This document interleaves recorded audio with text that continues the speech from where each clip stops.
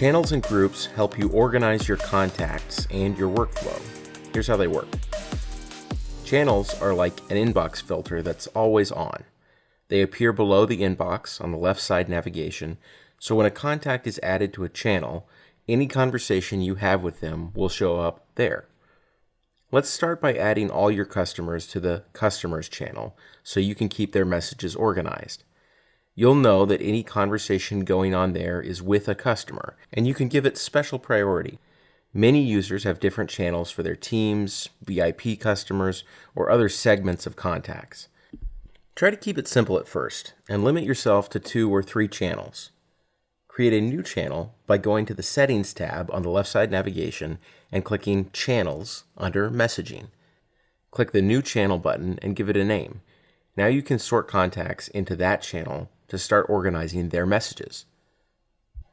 Groups sort contacts into sets and allow you to begin a conversation with each individual in the group at the same time.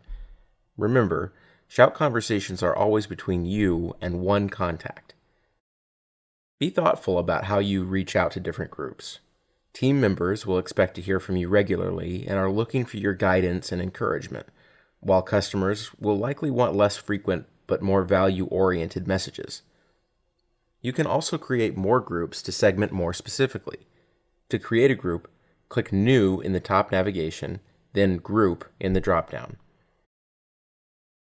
Add contacts to that group by selecting it from the Groups page in the left side navigation and clicking Assign Contacts.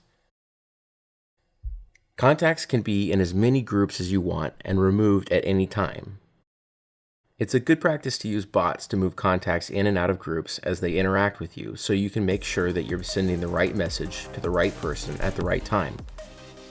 With your first channels and groups set up, you're ready to start loading your contacts.